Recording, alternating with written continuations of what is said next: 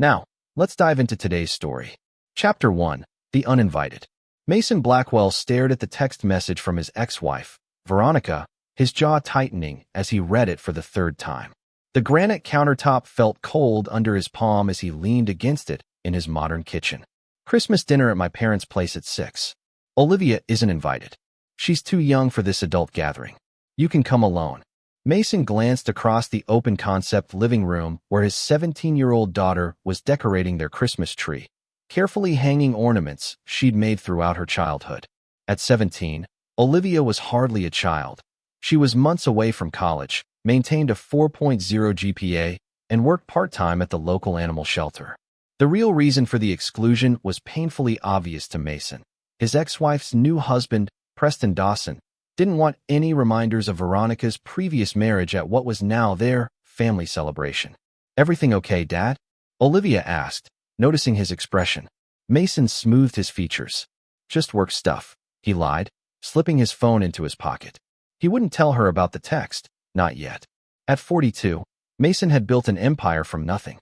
Starting with a small trucking company inherited from his father, he'd expanded into logistics, warehousing, and eventually real estate development. His success had made him powerful enemies and loyal friends in equal measure. People who knew Mason professionally respected and feared him. Those who crossed him in business learned quickly that he operated by a simple code: loyalty above all else. Betrayal was unforgivable.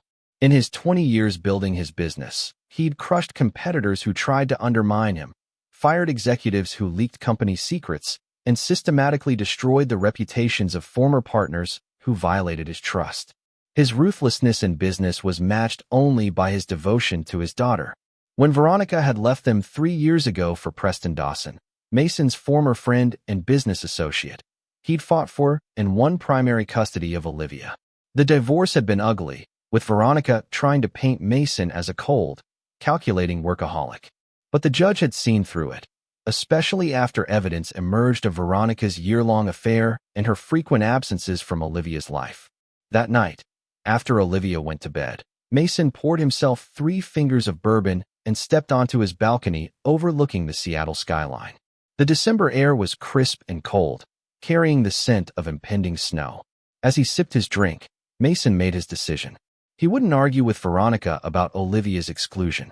Fighting would only create more tension for their daughter. Instead, he pulled out his phone and typed a simple response: "We won't be attending." Then he made a call to his longtime friend and head of security, Dominic Porter. "Dom, I need you to do some digging. Preston Dawson, I want everything: his finances, his habits, his secrets, especially his dealings with the Winters family." Dominic didn't ask questions. In 15 years working for Mason, he'd learned that his boss never acted without reason. "Consider it done. How deep do you want me to go?" Mason stared at the city lights below, his voice dropping to a dangerous whisper. "All the way. No stone unturned."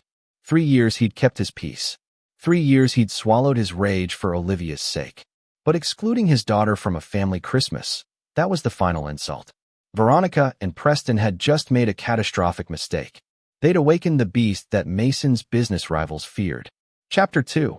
Ghosts of Betrayal. 2 days later, Mason sat in his downtown office, staring at the file Dominic had delivered. The contents confirmed what he'd suspected. Preston Dawson wasn't nearly as successful as he pretended to be. His investment firm was bleeding money, propped up primarily by his connection to his new father-in-law, Harold Winters, a banking executive with ties to old Seattle money. More interesting were Preston's hidden gambling debts and a string of expensive business trips to Las Vegas that involved neither business nor Veronica. But the real bombshell was buried deeper. Evidence that the affair between Preston and Veronica had begun not 3 years ago, but 5, when Mason and Preston were still partnering on development projects.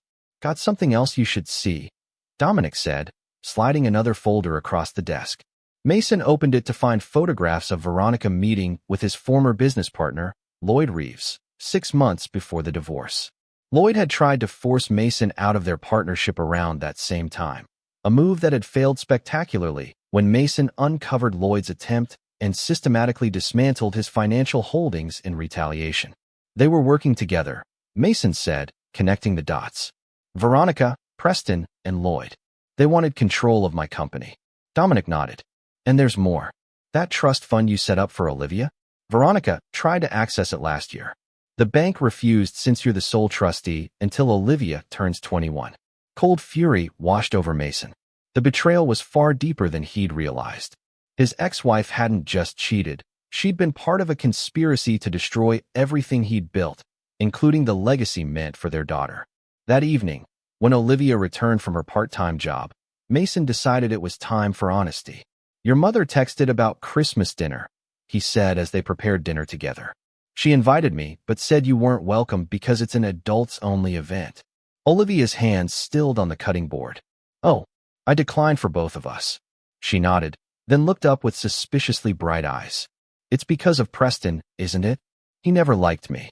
Preston's opinions don't matter, Mason said firmly. We'll have our own Christmas, with people who actually care about you. Olivia attempted a smile. It's fine, Dad. I'm used to Mom choosing him over me. She hesitated. There's something else you should know.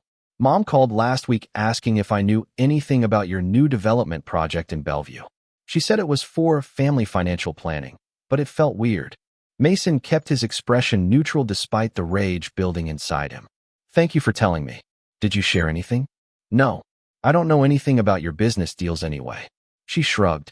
Besides, you always taught me that trust has to be earned. Pride momentarily displaced his anger. Despite everything, he'd raised a daughter with integrity and wisdom. We'll have Christmas here, he decided. We'll invite Grandma Rose, Uncle Leo and his family, and anyone else you want. People who deserve to be in your life. Later that night, Mason called Dominic again. I need you to set up surveillance on Harold Winter's banking activities, he instructed. And get me everything on the Bellevue development investors. Someone's been talking, and I need to know who. You think Veronica's father is involved too? Mason's laugh was cold. Harold Winters has been trying to get his hands on my business for a decade. Of course he's involved. The question is how deep. As he hung up, Mason walked to his home office safe and dialed the combination. Inside, beneath legal documents and cash, was a small black notebook, his insurance policy. For years, he'd documented compromising information about business associates, politicians, and competitors. Not for blackmail, but for protection. He flipped to the section on Harold Winters, reviewing the notes on the banker's earlier ethical lapses, including a buried sexual harassment settlement and some questionable loan approvals. It wasn't enough, not for what Mason now had in mind. His phone chimed with a text from Veronica. Reconsider about Christmas. My parents want to see you. Mason's smile was cold as winter. Of course they did. With Preston's firm failing and the Bellevue development promising massive returns, they wanted to worm their way back into his good graces. He didn't bother responding. Instead, he began making calls to his lawyer, his financial advisor, and several other individuals whose services would be required for what he was planning. By midnight, the framework of his revenge was taking shape. It would be methodical, comprehensive, and utterly devastating. Just like everything else Mason Blackwell undertook. Chapter 3. The Architect of Vengeance. The following morning, Mason arrived at his office before sunrise. His executive assistant, Lydia Nakamura, was already waiting with coffee and the documents he'd requested. The investors list for Bellevue is complete, she said, handing him a folder. And your ex-father-in-law placed 3 calls to your legal department yesterday. Mason nodded. Lydia had been with him for 12 years and was one of the few people he trusted implicitly. She'd rejected multiple poaching attempts from competitors, including one orchestrated by Lloyd Reeves during the attempted coup. I also have the information on that other matter, she continued, placing a second, thinner folder on his desk. It's as you suspected. The Winters family is highly leveraged. Harold's bank is under federal scrutiny for loan irregularities, and most of their personal assets are tied to the bank's performance. And Preston, his investment firm lost 3 major clients last quarter. They're operating on borrowed time and borrowed money. Mason flipped through the pages, his expression hardening. They're desperate. That's why they're suddenly so interested in reconciliation. There's one more thing. Lydia hesitated. Your daughter's college fund, the separate one in Veronica's name, not the trust fund, it's been emptied. Transferred to an offshore account last month. White-hot rage coursed through Mason's veins. He'd established that fund during the divorce settlement as a gesture of goodwill, with Veronica as trustee. It had contained $250,000 earmarked for Olivia's education. Get Dominic and my attorney here. Now. Within an hour, his office had transformed into a war room. Daniel Fitzgerald, his shark-like corporate attorney, reviewed the financial documents while Dominic reported on his surveillance findings. Preston's made 4 trips to Vegas in the past 2 months, Dominic explained. Lost heavily each time. He's into some bad people for at least $500,000. And the college fund. Daniel looked up from his papers. Technically legal, since Veronica had control. Morally reprehensible, but not criminal unless we can prove intent to defraud. Mason's fist came down hard on his desk. She stole from our daughter. Find me a way to make her pay. There might be something, Daniel said, pulling out another document. The divorce agreement specified that fund was exclusively for educational expenses. If we can prove misappropriation for other purposes, we could file for contempt and financial damages. Do it, Mason ordered. And freeze any remaining funds if possible. As his team dispersed to execute his instructions, Mason turned to the window, looking out at the city he'd helped build. Snow was falling gently, covering Seattle in a deceptive blanket of purity. His phone rang. Veronica. After a moment's consideration, he answered. Mason. Her voice was honey-sweet, a tone he once found irresistible and now recognized as manipulative. I'm hoping we can talk about Christmas. My parents really want to see you, discuss some business opportunities. Interesting timing, he replied coldly. Especially considering you explicitly uninvited our daughter. Don't be difficult, Veronica sighed. Olivia understands these adult gatherings can be boring for teenagers. Besides, this would give us a chance to discuss her future. College is expensive, you know. The audacity nearly took his breath away. She'd drained their daughter's college fund and now was using college expenses as a pretext to get to him. I've made other plans, he said flatly. Mason, please. Preston says the Bellevue development could be a good investment opportunity for my father. Surely we can be civil for one evening. Civil, he repeated, his voice dangerously soft. Like emptying Olivia's college fund? That kind of civil. The silence on the other end was telling. I don't know what you're talking about, Veronica finally stammered. I think you do. I also think you, Preston, and your father are in financial trouble. And now you want to use me to bail you out. He paused. Tell Harold his loan irregularities are becoming noticeable. The Federal Banking Commission is already asking questions. He ended the call before she could respond, then immediately dialed his banker. Theodore, I need to accelerate some transactions. How quickly can we move on the Bellevue property acquisitions? The East parcels? We're still in negotiations. All of them. Every property in the development zone. I want them secured by the end of the week. Theodore hesitated. That's aggressive. We need to offer well above market value to close that quickly. Do it. And one more thing. I want you to contact every investor in Preston Dawson's firm. Offer them a guaranteed 8% return if they move their funds to our new development corporation.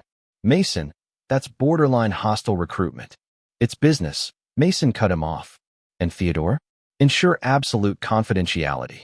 Anyone who leaks information is out. Permanently. That evening, Mason created a new Christmas tradition with Olivia. They ordered takeout from her favorite restaurant and watched holiday movies while discussing her college applications. He didn't mention his discovery about the emptied college fund. She had enough to deal with given her mother's rejection. I've been thinking, Olivia said during a movie break. I don't want to go to Mom's for Christmas Eve either. Is that okay? Mason studied his daughter carefully. Of course it's okay. But may I ask why? Olivia fidgeted with her sleeve. Last time I was there, I overheard Preston and Grandpa Winters talking about using you somehow. They didn't know I was listening, but Preston said something about leveraging Mason's resources while they still could. It felt wrong. Mason's heart swelled with pride, even as his resolve hardened further. You never have to go anywhere you're uncomfortable. And Olivia? Thank you for telling me. After she went to bed, Mason made one final call to an old associate named Victor Hargrove.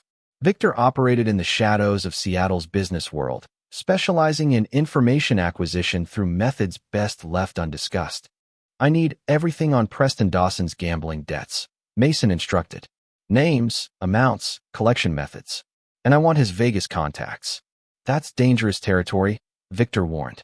Some of his creditors aren't the negotiating type. I'm counting on that, Mason replied. Find me the most impatient, violent one of the bunch.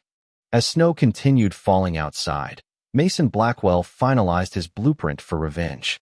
By Christmas, the Winters family and Preston Dawson would understand the catastrophic mistake they'd made in betraying him and hurting his daughter. Little did they know, their rejection of Olivia from Christmas dinner was about to trigger an avalanche that would bury them all. Chapter 4. Cards on the Table.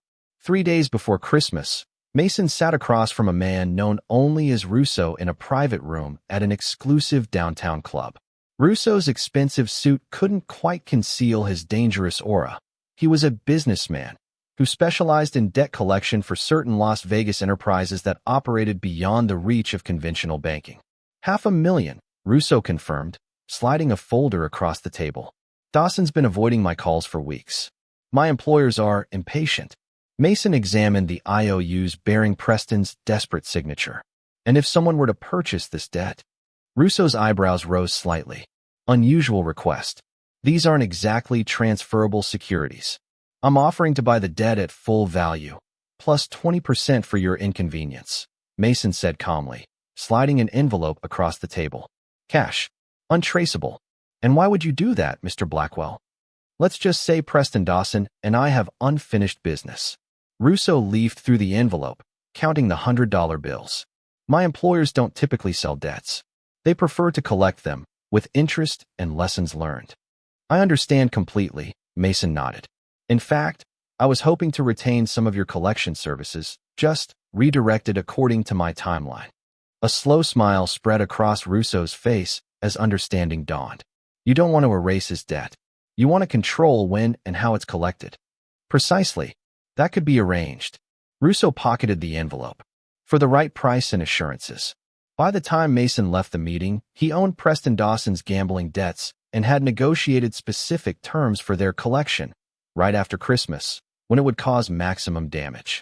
Later that afternoon, he met with Theodore Alvarez, his banker, who arrived with excellent news. We've secured 90% of the Bellevue properties, Theodore reported. The remaining holdouts will cave when they see their neighbors' deals. And as for Preston's investors, 7 have already committed to moving their funds to your development corporation. That's nearly 60% of his assets under management. Mason nodded in satisfaction. And the special arrangement for the Winters family properties? Theodore slid over another document. The shell company has acquired 3 of the 5 commercial buildings owned by Winters Holdings. They have no idea you're the buyer. The purchases appear to be from separate foreign investment groups. Excellent. And the other matters? The Federal Banking Commission has received our anonymous tip about Harold Winters' loan irregularities. They've scheduled a surprise audit for January 3rd. Mason leaned back in his chair, fingers steepled. In just 3 days, he had set in motion a plan that would systematically dismantle the financial foundations of everyone who had betrayed him. Preston would lose his investors and face his gambling debts simultaneously. Harold Winters would face banking regulators and discover his commercial real estate had been acquired by his enemy. And Veronica would watch it all crumble while realizing too late that she'd sided with the wrong men. That evening, his phone chimed with another text from Veronica. Mason, please be reasonable. My parents are hosting important business associates at Christmas dinner. Your presence would be valuable. We can discuss the college fund situation. Mason showed the message to Olivia, who was helping him wrap presents for their own Christmas celebration. She's still trying to get you to come without me? Olivia asked, her voice small despite her attempt at nonchalance. Yes, and apparently, I'm supposed to be the entertainment for her parents' business associates. Mason's tone was light, but his eyes were hard. I've already declined. Twice. Olivia set down the scissors she was using. Dad, can I ask you something? Did Mom really take my college money? Mason hesitated, then nodded. Yes, I discovered it recently. But don't worry, your education is secure. I've established a new trust that no one but you can access when you turn 18. Olivia's eyes filled with tears. Why does she hate me so much? Mason pulled his daughter into a hug. She doesn't hate you. She's just selfish. Some people are incapable of loving anyone more than themselves. As he comforted his daughter, Mason's resolve crystallized further. The plans he'd set in motion were no longer just about revenge. They were justice for a child betrayed by her own mother. The next morning, Dominic arrived at Mason's home with urgent news. Preston tried to access confidential information about the Bellevue development, he reported. He contacted 3 of your project managers offering bribes for inside details. Did anyone take the bait? No. Your people are loyal. But there's more. He's desperately calling in favors all over town. Word is, his firm is weeks away from insolvency. Mason smiled coldly. Accelerate the investor exodus. I want his firm empty by Christmas Eve. Dominic nodded. Already happening. But there's something else you should know. Veronica visited her father's bank yesterday and attempted to take out a second mortgage on your old house, the one you let her keep in the divorce. Can she do that legally? Yes, it's solely in her name per the divorce agreement. But she was denied. Seems the bank flagged Harold Winter's loan approvals for special review after that anonymous tip. They're scrutinizing any transaction connected to him. Mason's laugh was without humor. So they're running out of cash already. Perfect.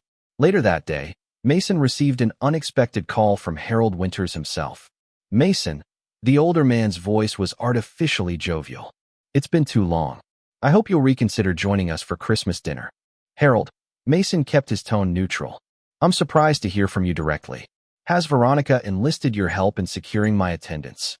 Well, family should be together at Christmas, Harold blustered.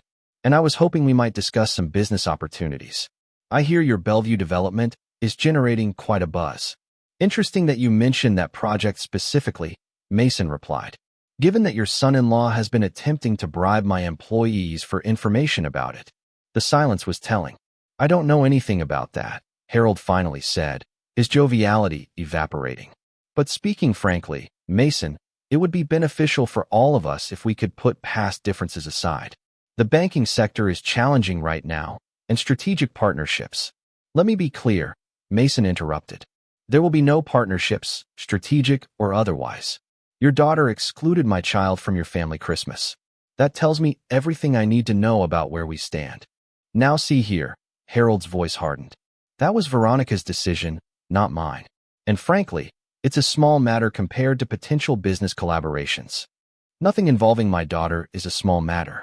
Goodbye, Harold. As Mason ended the call, his assistant Lydia arrived with another update.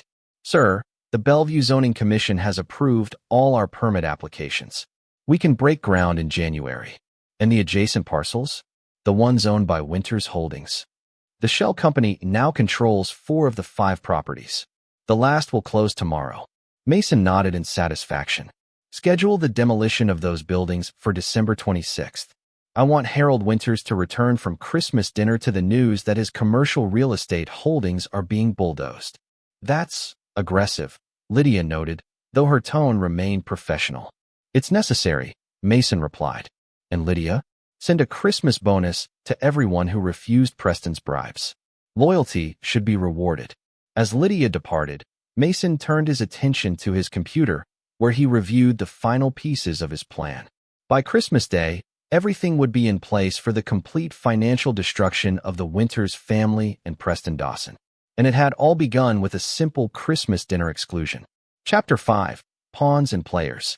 2 days before Christmas, Mason received a panicked call from Veronica. What have you done? She demanded without preamble. You'll need to be more specific, Mason replied calmly, signaling to Olivia, who was helping him decorate their Christmas tree, that he needed a moment. He stepped into his study, closing the door. Preston's investors are pulling out. All of them. Someone's poaching them with promises of guaranteed returns on some new development project. Veronica's voice trembled with barely contained fury. I know this is your doing. Sounds like a business problem, Mason replied. Perhaps Preston should focus more on satisfying his clients and less on trying to bribe my employees. Don't play games, Mason. We need those investors. There was a pause. Then her voice turned pleading. Look, I'm sorry about the Christmas dinner misunderstanding. Of course Olivia is welcome. Please, come, both of you. The sudden reversal was exactly what Mason had anticipated. Now that they were feeling financial pressure, Olivia was suddenly welcome at the family gathering. A generous offer, but we've made other plans, Mason said. As for Preston's investors, they're free to place their money wherever they find the best returns. That's capitalism, Veronica. I thought your new husband was a big believer in free markets.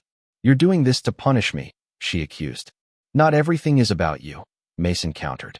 But since we're talking, perhaps you'd like to explain why Olivia's college fund is empty. The silence on the other end spoke volumes. It was a temporary transfer, Veronica finally stammered.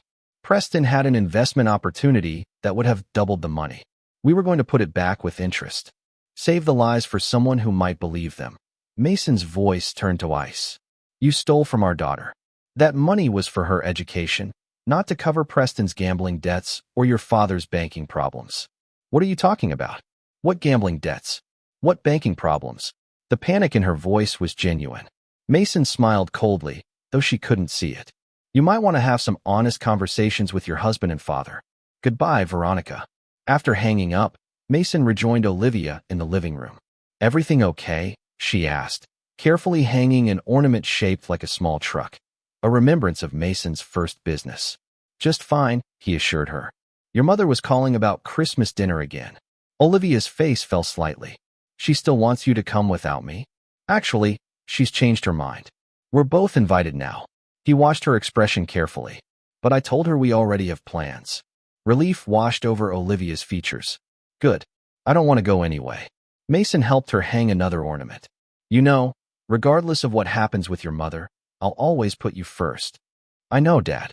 She smiled. That's why I want to stay with you. Later that afternoon, Mason met with Victor Hargrove at a secluded table in a waterfront restaurant.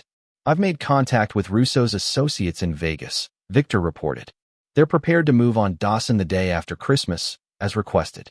They're also eager to reclaim certain items he's been holding as collateral, including a Patek Philippe watch belonging to Harold Winters. Mason raised an eyebrow. Harold put up his watch for his son-in-law's gambling debts? Apparently Preston convinced him it was for a business investment. Harold doesn't know about the gambling. This was an unexpected but welcome development. Make sure the watch is returned to Harold personally, with an explanation of exactly where it's been. Victor nodded. Consider it done. There's something else. Preston has been making inquiries about selling a property quickly. The residence he shares with Veronica. My old house, Mason mused. They're more desperate than I thought. There's more, Victor continued. I've been monitoring Harold Winters as requested. He made a large withdrawal from his personal account yesterday, $200,000 in cashier's checks. He then deposited them into Preston's business account. Mason's eyes narrowed. He's trying to shore up Preston's firm with his own money. Yes, but here's where it gets interesting. The money Harold withdrew? It matches the amount recently deposited into an educational trust for his other grandchildren, Veronica's sister's kids. The implication was clear. Harold had robbed his other grandchildren to help Preston and Veronica. The corruption runs in the family, Mason observed coldly. Send this information to the Banking Commission investigators. And Victor? Find out if Veronica has other accounts we don't know about. I want to track every penny of Olivia's stolen college fund. That evening, as Mason reviewed the final details of his plan, Dominic called with another update. Preston's firm is officially in trouble. They've announced a temporary hold on client withdrawals, claiming it's due to year-end accounting procedures. The financial press is already asking questions. Perfect timing, Mason noted. And our media contacts? Ready to run the story on December 26th, complete with details about his gambling debts and the loan from Harold Winters. It'll hit just as the Banking Commission intensifies their investigation. Mason nodded in satisfaction. Make sure there's a photographer outside the Winters home on Christmas Day. I want images of their happy family gathering to run alongside the story of their financial collapse. The following day, Christmas Eve, brought the final pieces of Mason's plan together. His lawyer confirmed that they'd filed legal action against Veronica for misappropriation of Olivia's college fund, with a court date set for early January. His banker reported that the last of Preston's major investors had pulled their funds. And most satisfyingly, the shell company had completed acquisition of all the Winters family commercial properties. Mason's phone rang constantly throughout the day, calls from Veronica, Preston, and Harold, all increasingly desperate. He ignored them all, instead focusing on creating a perfect Christmas Eve for Olivia. They hosted a small gathering with Mason's mother, Rose, his brother Leo and his family, and a few of Olivia's closest friends. They exchanged gifts, enjoyed a catered dinner, and played board games late into the night. Not once did Mason check his phone or mention business. As their guests departed and Olivia headed to bed, she hugged her father tightly. "This was the best Christmas Eve ever," she whispered. "Thank you for always choosing me." "Always," Mason promised, kissing the top of her head. After she'd gone upstairs, Mason finally checked his messages. There were 7 increasingly frantic voicemails from Veronica, the last one tearful and pleading. "Mason, please. Whatever you're doing, stop. My father says his bank accounts are being audited. Preston's investors are fleeing. We need you to talk to us. Please come tomorrow. Bring Olivia, of course. We can fix this as a family." Mason deleted the messages without responding. Then he made one final call to Russo. "Everything's set for the 26th, he confirmed. "All arranged," Russo assured him. "My associates will visit Mr. Dawson promptly at 9 a.m. They send their thanks for the Christmas bonus you provided for the inconvenience of working the day after a holiday." "Excellent. Remember, I want him scared, not injured. The financial ruin and public humiliation are punishment enough." As Mason ended the call, he gazed out at the snowy Seattle night. Tomorrow was Christmas, the day he would deliver his quiet change to the Winters family gathering. A change that would set in motion the final phase of his revenge. Chapter 6. The Quiet Change. Christmas morning dawned bright and clear, sunlight reflecting off fresh snow as Mason and Olivia exchanged gifts in their pajamas. He'd gotten her a new laptop for college, books from her favorite authors, and a small sapphire pendant that had belonged to his grandmother. "One more thing," Mason said, handing her an envelope. Olivia opened it to find documents for a new trust fund in her name, one with twice the amount that had been in the college fund Veronica had emptied. "Dad, this is too much," she protested, eyes wide. "It's your future," Mason said simply. "And this one is ironclad. Only you can access it when you turn 18, which is in just a few months. No one can touch it. Not me, not your mother, no one." Tears welled in Olivia's eyes as she hugged him. "Thank you." They spent the morning in comfortable domesticity, making breakfast together and watching Christmas movies. Around noon, Mason's phone began ringing again. Veronica, then Harold, then Preston. He continued to ignore the calls. Finally, at 2 p.m., he turned to Olivia. "I need to step out for a couple of hours on some business. Will you be okay here? Your grandmother will be over at 4 for dinner." Olivia looked surprised. "Business on Christmas Day?" Mason smiled. "Just a quick errand. I promise I'll be back in time for dinner." After changing into an impeccable suit, Mason drove his black Range Rover through the snowy streets to the exclusive neighborhood where Harold and Diane Winters lived. He parked a block away, then called Dominic, who was stationed near the house. "Status report?" "They're all there," Dominic confirmed. Harold, Diane, Veronica, Preston, and about a dozen business associates and their spouses. They've been watching the door all afternoon. Veronica looks like she's about to have a nervous breakdown. "Perfect. And the photographer?" "In position across the street. He'll capture everything." "Good. I'm approaching now." Mason walked calmly toward the large Tudor-style home, where warm lights spilled from the windows and expensive cars lined the circular driveway. Through the large bay window, he could see the gathering inside. Harold holding court in the living room, Veronica anxiously checking her phone, Preston nursing what appeared to be his third or fourth drink. Mason didn't ring the doorbell. Instead, he called Veronica's phone from outside. She answered immediately. "Mason, where are you? Are you coming? Look out your front window," he instructed. When Veronica appeared at the window, her face registered shock at seeing him standing on the sidewalk. She waved frantically, pointing toward the door, clearly expecting him to come in. Instead, Mason remained where he was and held up an envelope so she could see it. "What are you doing?" she asked through the phone. "Come inside. I told you we wouldn't be attending," Mason replied calmly. "But I did want to deliver your Christmas gift personally." By now, others had noticed the commotion. Harold appeared at the window, then Preston. All three stared at Mason standing in the snow, holding the envelope. "What gift?" "Mason, stop playing games and get in here," Veronica demanded. "The gift is in this envelope," Mason explained. "Inside are documents you'll find interesting. First, notice of legal action regarding Olivia's stolen college fund. Second, evidence of Preston's gambling debts, which I now own. Third, information about the shell company that's acquired all of the Winters family commercial properties that will be demolished starting tomorrow morning." The color drained from Veronica's face. Behind her, Harold was pressing against the glass, his expression a mask of confusion and growing alarm. "What are you talking about?" Veronica whispered. "Ask your husband about his Vegas trips. Ask your father about his banking irregularities. Or don't. You'll read all about both in tomorrow's financial papers anyway." Mason placed the envelope in the mailbox, then turned to go. "Wait." Veronica's voice was desperate now. "You can't do this. We're family." Mason paused, looking back at the house where his ex-wife, her lover, and her parents stood watching in horror. "No, Veronica. Family doesn't betray each other. Family doesn't steal from children. Family doesn't exclude a 17-year-old from Christmas dinner because it's inconvenient." His voice was soft, but carried clearly in the cold air. "You made your choice 3 years ago. Now you get to live with the consequences." As he walked away, he heard the front door burst open behind him, followed by the rapid clicks of a camera shutter. Preston's voice called out, slurring slightly with alcohol and panic. "Blackwell, you can't do this. We need to talk." Mason didn't look back. His quiet change to their Christmas plans had been delivered.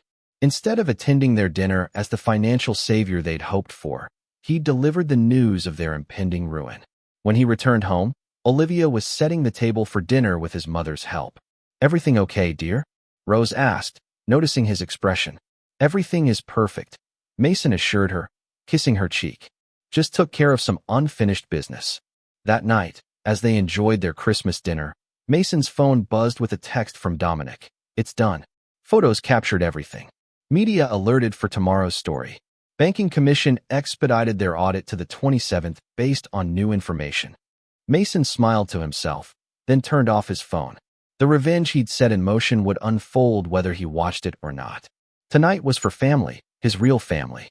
Across town, the Winters' Christmas dinner had descended into chaos as Harold, Preston, and Veronica frantically called lawyers, bankers, and business associates, trying to understand the full scope of the disaster that had just been delivered to their doorstep.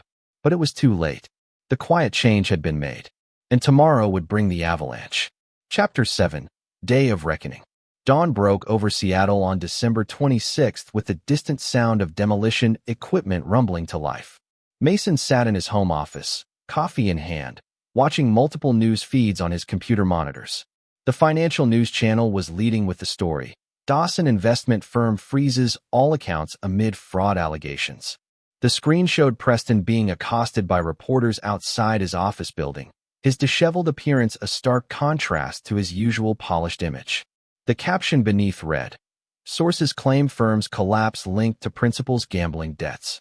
On another screen, a local news station was covering the sudden demolition of commercial properties near the Bellevue development site. Surprise holiday demolition shocks business owners. Aerial footage showed yellow bulldozers and wrecking equipment surrounding the buildings that, until yesterday, had been owned by Winters Holdings. The reporter noted that the properties had recently been acquired by foreign investors as part of a larger development plan. Mason's phone rang. "Dominic. Russo's associates made their visit," he reported. Preston tried to run but didn't get far. They cornered him in the parking garage. No violence, as instructed, but they made it clear the debt is due by end of business today. They also took back Harold's watch and a few other items he'd put up as collateral. And the reaction? "Preston's a mess." Called Harold immediately afterward. From what our sources inside the Winters household say, Harold didn't know about the gambling. There was a major blow-up when he realized Preston had used his watch as collateral. Mason nodded in satisfaction. "And the banking commission?" "Arrived at Harold's bank an hour ago. Full audit team. They've already pulled him into a meeting." As Mason ended the call, Olivia appeared in the doorway of his office, still in her pajamas. "Dad? There's something weird on the news about Mom and Preston." Mason quickly switched off the monitors. "Just some business troubles. Nothing for you to worry about." Olivia frowned. The reporter said something about fraud and gambling debts. Mason sighed. He'd hoped to shield her from the uglier aspects of his revenge, but Olivia was too smart not to notice. "Preston's investment firm is having problems," he admitted. "And yes, it appears he has a gambling issue that's contributed to those problems." "Does this have anything to do with you going to Grandpa Harold's house yesterday?" Mason studied his daughter. At 17, she was perceptive and mature beyond her years, a young woman rather than a child. "Yes," he admitted. I delivered some information they needed to see. Olivia sat down across from him. Did you cause their problems? Mason chose his words carefully. I accelerated consequences that were already inevitable. Preston's firm was failing because of his own actions. Your grandfather's banking issues are the result of his own ethical lapses. I simply ensured they couldn't continue harming others. Including me, Olivia said quietly. With the college fund. Yes, including you. Olivia was silent for a long moment. Is this why you've been working so much lately? Planning all this? Partly, Mason acknowledged. When I discovered what they'd done, not just to me, but to you, I couldn't let it stand. Are they going to be okay? Mom, I mean. The question caught Mason off guard. Despite everything Veronica had done, Olivia still cared about her mother's welfare. Your mother will survive, he assured her. She may lose some material comforts, but she won't be destitute. I'm not that vindictive. Olivia nodded slowly. Good. I don't want her to suffer. I just want her to see what she did wrong. Mason felt a surge of pride in his daughter's compassion, a quality she certainly hadn't inherited from either of her parents. She'll see, he promised. Now, how about breakfast? We have leftover cinnamon rolls from yesterday. As they ate, Mason's phone buzzed constantly with updates from his various operatives. Preston's firm had officially announced its insolvency. Harold had been temporarily removed from his position pending the audit results. The demolition of the Winters commercial properties was proceeding on schedule, with photos appearing across social media. Around noon, the doorbell rang. Mason opened it to find Veronica standing on his doorstep, her eyes red from crying, her normally perfect appearance disheveled. Is Olivia here? She asked without preamble. She is, Mason confirmed, making no move to invite her inside. I need to see her. Why? So you can ask her to intercede with me on your behalf. Veronica's face crumpled. Everything's falling apart, Mason. Preston's business is gone. My father might face criminal charges. They're tearing down our family's buildings. I just need to talk to my daughter. From behind Mason, Olivia's voice called out. It's okay, Dad. I'll talk to her. Mason stepped aside reluctantly, allowing Veronica to enter. Olivia stood in the hallway, arms crossed protectively across her chest. Can we speak privately? Veronica asked her.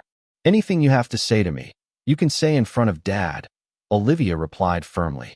Veronica's posture sagged in defeat. Fine. Olivia, I need you to convince your father to stop this vendetta. He's destroying our entire family. Is it true you took my college fund? Olivia asked directly. Veronica flinched. It was a temporary measure. Preston had investment opportunities. So that's a yes. Olivia cut her off. Did you think about what would happen when I needed that money for school? We would have replaced it, Veronica insisted. With interest. You have to understand, we were in a difficult position. No, Mom. You were in a difficult position that you created by marrying a gambling addict and choosing him over me repeatedly. Olivia's voice was steady despite the tears forming in her eyes. You excluded me from Christmas dinner because I was inconvenient. You stole money that was meant for my education. Why should I help you now? Veronica turned desperately to Mason. Please, we can work something out.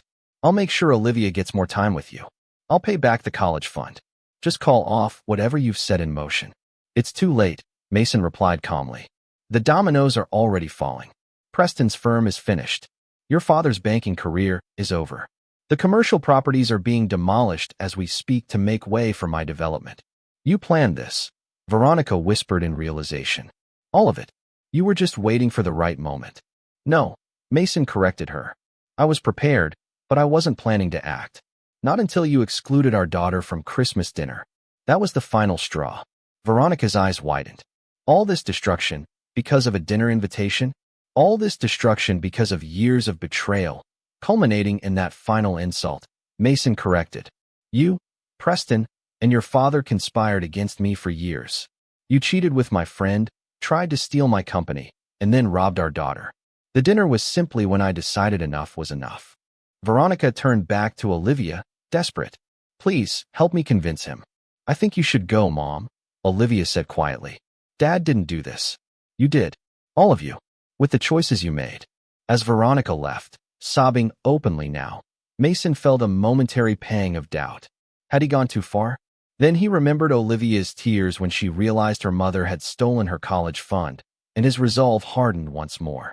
By evening, The news was reporting that Harold Winters had been officially suspended from his position at the bank, pending criminal investigation. Preston Dawson had been photographed being escorted from his office building by security, carrying a cardboard box of personal items. And most satisfyingly, the demolition of the Winters commercial properties was complete, leaving only rubble where once proud buildings had stood. The quiet change Mason had delivered on Christmas Day had indeed triggered an avalanche. And it wasn't over yet. Chapter 8. Echoes and Aftermath. 3 days after Christmas, Mason sat in his downtown office reviewing the aftermath of his revenge. The financial destruction of the Winters family and Preston Dawson had been swift and comprehensive. Preston's firm was officially bankrupt, with investigators swarming through its records. Harold Winters had been forced to resign from the bank he'd led for 20 years, with criminal charges for loan fraud looking increasingly likely. The demolished commercial properties represented a loss of nearly $30 million to the Winters family holdings. More personally satisfying to Mason was the public humiliation. The financial press had run multiple stories detailing Preston's gambling addiction, Harold's ethical violations, and the connection between them. Photos of the Christmas Day confrontation, Mason standing outside while the panicked family watched from within, had appeared in several publications. Dominic entered with a fresh update. Preston and Veronica are selling their house, your old house. They've listed it for 30% below market value, looking for a quick sale. Mason nodded. And the gambling debts? Russo reports Preston scraped together enough to make a partial payment. He's on a repayment plan now, one that will keep him financially strangled for years. Good. And Veronica filed for divorce this morning, according to our sources, claiming she had no knowledge of Preston's gambling or financial improprieties. Mason laughed without humor. Of course she's abandoning the sinking ship. Some things never change. As Dominic departed, Mason turned to the window, watching snow fall gently on the city below. His revenge had been more comprehensive than even he had anticipated. The Winters family and Preston Dawson were ruined, financially, professionally, and socially. Yet he felt no joy in their destruction, only a cold satisfaction that justice had been served. They had conspired against him, stolen from his daughter, and received the consequences they deserved. His phone rang, a number he didn't recognize. Mason Blackwell, he answered. Mr. Blackwell, this is Diana Winters. Veronica's mother's voice was strained but dignified. I hope I'm not interrupting. Mason was surprised. Of all the Winters family, Diana was the only one who hadn't attempted to contact him since Christmas. Not at all, Mrs. Winters. What can I do for you? I wanted to apologize, she said simply. For my husband's actions, for Veronica's behavior, and for how Olivia has been treated. None of it was right. Mason remained silent, waiting. I also wanted you to know that I never approved of how they treated you or Olivia, she continued. The Christmas dinner exclusion was Harold and Veronica's idea, not mine. I should have spoken up, and I didn't. That's my failure. Why are you telling me this now? Mason asked. Because despite everything that's happened, Olivia is still my granddaughter. I don't want to lose my relationship with her because of others' mistakes. There was a pause. And because it's the right thing to do. Mason considered her words. Diana had never been directly involved in the conspiracies against him, as far as he knew. She had always been kind to Olivia, even after the divorce. I appreciate your honesty, he finally said. And I won't prevent Olivia from seeing you if she chooses to. That's her decision to make. Thank you.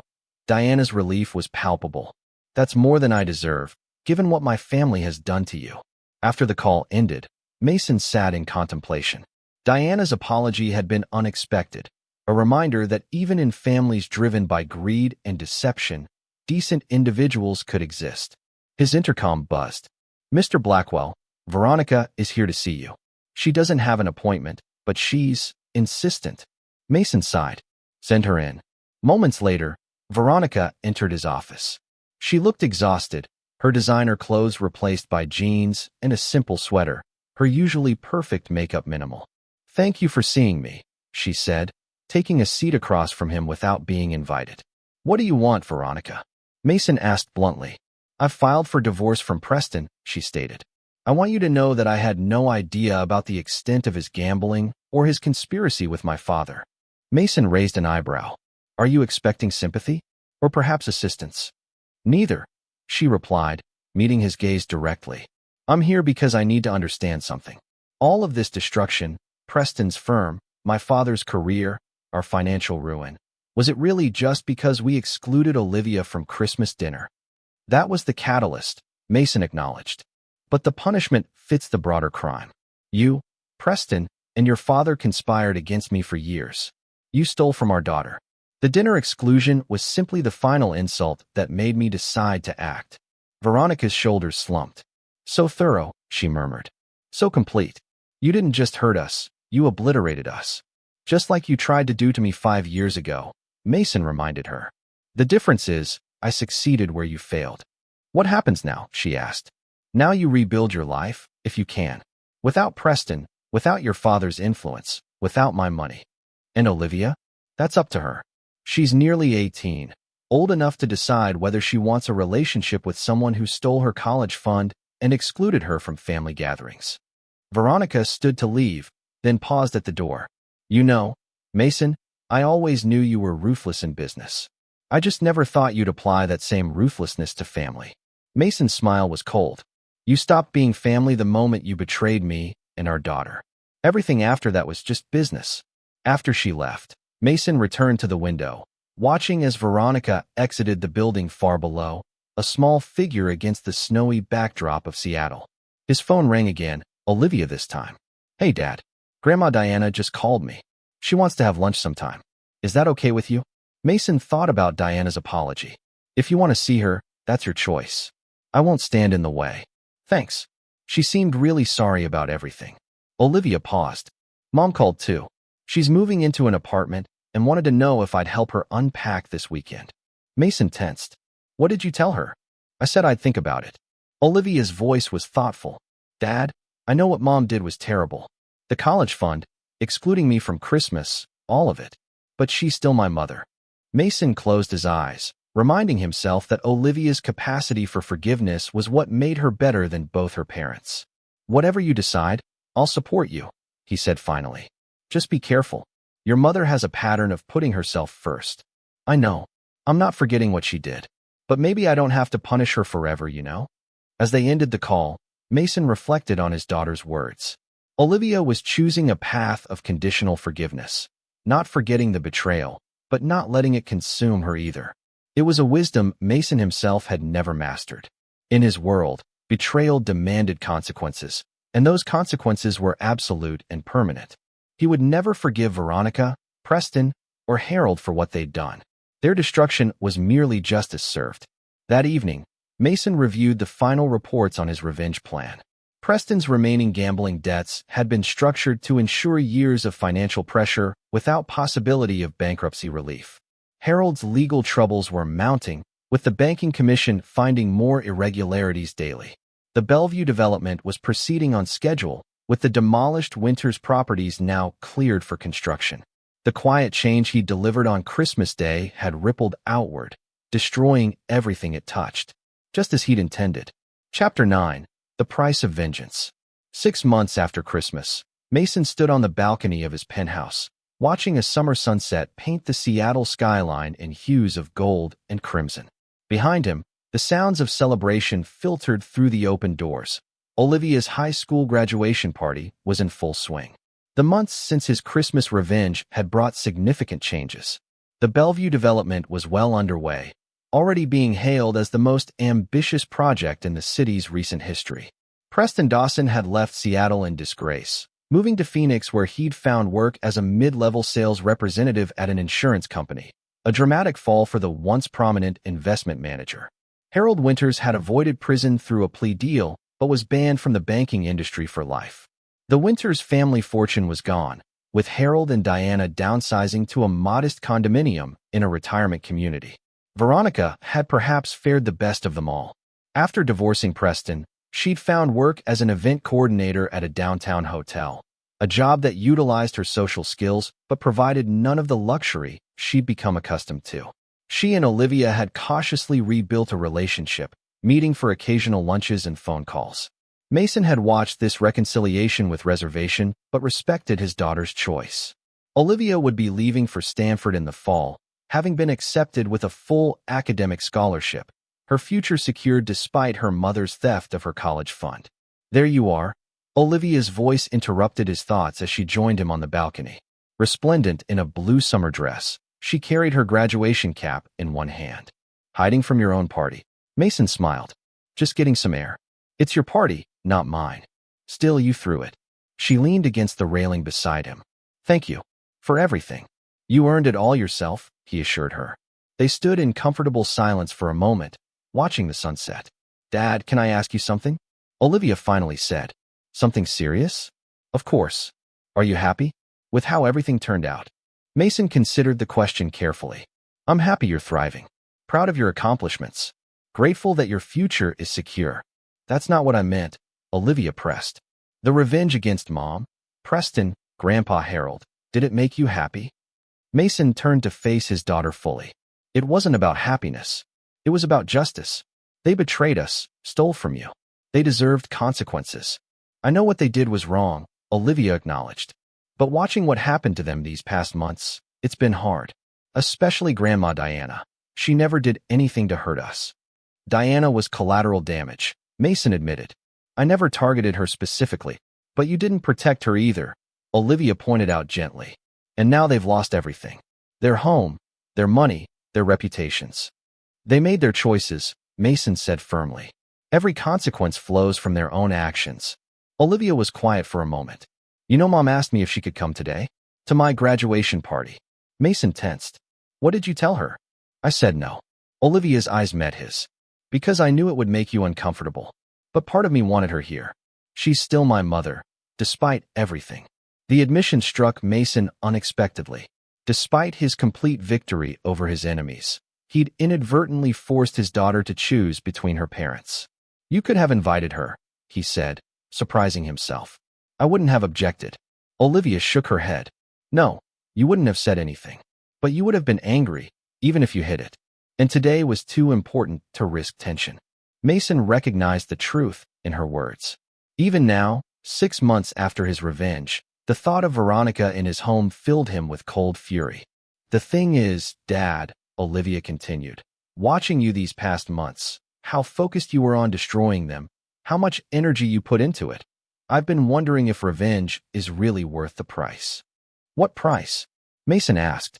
The part of yourself you have to shut down to pursue it. The constant anger. The inability to move forward. She touched his arm gently. You won, Dad. Completely. But you don't seem any happier than before. Her insight struck uncomfortably close to home. Despite his complete victory, Mason had found no joy in it. Only a cold satisfaction that justice had been served, followed by an emptiness he hadn't anticipated. Some betrayals can't be forgiven, he said finally. I'm not talking about forgiveness, Olivia clarified. I'm talking about letting go. For your sake, not theirs. Before Mason could respond, Dominic appeared at the balcony door. Sorry to interrupt, but there's a situation that requires your attention. Mason nodded to his daughter. We'll continue this later. In his home office, Dominic delivered the latest report. Veronica's requested a meeting with your lawyer. She's making a claim on some personal items from your old house. Family heirlooms, she says, were wrongfully retained when you sold the property. Mason's jaw tightened. Deny it. Everything in that house was part of the sale. There's more, Dominic continued. Preston's back in town. Word is, he's trying to rebuild his reputation, telling people your vendetta against him was unjustified. He's meeting with potential investors tomorrow at the Fairmont. The familiar cold fury rose in Mason's chest. Find out who these investors are. Make sure they know the truth about his gambling, his fraud, everything. Dominic nodded and departed, leaving Mason alone with his thoughts. And Olivia's words echoing in his mind. You won, Dad. Completely. But you don't seem any happier than before. Was she right? Had his pursuit of revenge become a prison of its own? He destroyed his enemies, but the anger still burned within him. Undiminished, unsatisfied, demanding more. The sound of laughter from the party filtered into his office. Olivia and her friends celebrating their achievement and future possibilities. Their joy stood in stark contrast to the cold calculation that had consumed him these past months. Mason returned to the party, watching as Olivia moved among her friends, radiant with happiness and potential. In the fall, she'd leave for Stanford, embarking on her own life journey. And what would he be doing? Still pursuing vengeance against enemies already defeated? As the party wound down and guests departed, Olivia found him again. "I'm heading out with some friends for a late dinner," she said. "Is that okay?" "Of course." Mason hugged her. "It's your night. Enjoy it." After she left, Mason found himself alone in the penthouse, surrounded by the remnants of celebration. He poured himself a bourbon and returned to the balcony, where night had fallen over Seattle. His phone rang. Dominic again. "Preston's investor meeting tomorrow has been expanded. Harold Winters will be there too, apparently trying to rebuild some connections." "Who else?" Mason asked. "Several people from your network. They're testing the waters, seeing if your opposition to Preston and Harold remains as strong as before." Mason should have felt anger at this defiance. Instead, he felt a strange weariness. How long would this cycle continue? How many times would he need to destroy these people to be satisfied? "Sir," Dominic prompted when Mason remained silent. "What do you want me to do?" In that moment, Mason thought of Olivia, her wisdom, her capacity for conditional forgiveness without forgetting the lessons of betrayal. He thought of the resources he'd expended on revenge that could have been directed toward building something new instead. "Nothing," Mason said finally. "Do nothing." "Sir." Dominic sounded confused. "Let them have their meeting. Let them try to rebuild. It doesn't matter anymore. With all due respect, if they start regaining influence." "They won't," Mason interrupted. "They're broken, Dominic. Whatever they build now will be a shadow of what they had. My revenge is complete. It's time to focus on the future, not the past." After ending the call, Mason stared out at the city lights. His enemies were defeated. His daughter was thriving. His business was more successful than ever. Perhaps Olivia was right. Perhaps the true price of vengeance wasn't paid by its targets, but by the one who pursued it, in the form of an anger that could never be fully satisfied, a past that could never be truly left behind. Mason Blackwell would never forgive those who had betrayed him. That wasn't in his nature. He would never welcome Preston or Harold back into his circle, never trust Veronica again. The consequences of their betrayal would follow them for the rest of their lives. But perhaps, for his own sake and for Olivia's, it was time to redirect his formidable focus and energy toward building rather than destroying. To let the cold satisfaction of vengeance fulfilled give way to the warmer prospect of new achievements. As Mason finished his bourbon, he made his decision. The quiet change he'd delivered at Christmas had triggered an avalanche that had buried his enemies completely. There was nothing left to destroy. It was time to build something new from the ruins. When Olivia returned later that night, she found her father in his office, not plotting further revenge, but reviewing plans for a new development project, a medical research center to be built on the site of the former Winters properties. "Still working?" she asked, leaning against the doorframe. "Just reviewing some plans," he replied. "How was dinner?" "Good." She studied him curiously. "You seem different." Mason considered her observation. "I've been thinking about what you said earlier. About letting go." Hope flickered in her eyes. "And you were right." The admission came easier than he expected. The revenge is complete. It's time to focus on building something new. Olivia crossed the room and hugged him tightly. "I'm proud of you, Dad." As he returned her embrace, Mason knew he would never be a man who forgave betrayal. That fundamental aspect of his character remained unchanged. Preston, Harold, and Veronica would never be welcomed back into his life or trust. But perhaps he could be a man who, having exacted his revenge completely, knew when to turn the page. Not for his enemy's sake, but for his own. And for the daughter who had somehow emerged from the crucible of her parents' conflict with wisdom beyond her years. The quiet change that had triggered an avalanche of destruction at Christmas had served its purpose. Now it was time for a different kind of change, one focused on the future rather than the past. For Mason Blackwell, that would have to be enough. This is where our story comes to an end. Share your thoughts in the comments section. Thanks for your time. If you enjoy this story, please subscribe to this channel. Click on the video you see on the screen, and I will see you there.